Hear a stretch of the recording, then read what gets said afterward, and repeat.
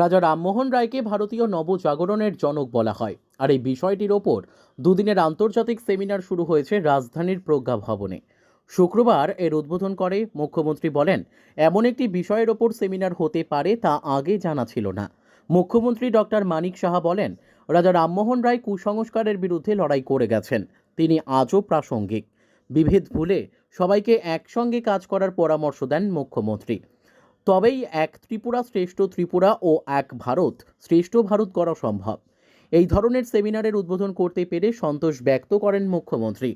আগরতলার Birchandra state central লাইব্রেরির উদ্যোগে রাজা রামমোহন রায় লাইব্রেরি ফাউন্ডেশনের সহযোগিতায় এই সেমিনারের আয়োজন করা হয়। তাতে ত্রিপুরা সহ বিভিন্ন রাজ্য ও প্রতিবেশী রাষ্ট্র থেকে প্রতিনিধিরা আসেন। অনুষ্ঠানের শুরুতে রাজা রামমোহন রায়ের প্রতিকৃতিতে পুষ্পার্ঘ্য অর্পণের মাধ্যমে শ্রদ্ধা নিবেদন করা হয়। ছেলেমেয়েরা আছে বা আমরা যারা আছি, ওনারা এই সমাজ সংস্কার করেছে বলেই আজকে কিন্তু আমরা একটা ভালো অবস্থার মধ্যে আছি।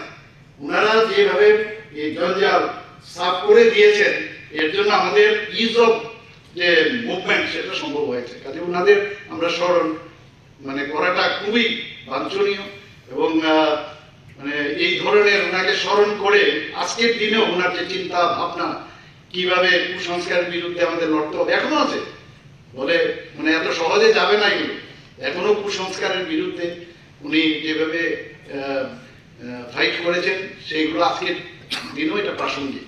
আমার মনে হয় যে যারা নতুন জেনারেশন আছে তাদের পড়া উচিত, আজকে রবীন্দ্রনাথ সম্পর্কে জানা উচিত, আজকে আমাদের রাজা রামমোহন রায় সম্পর্কে জানা উচিত। Bureau report, news daily Bharat.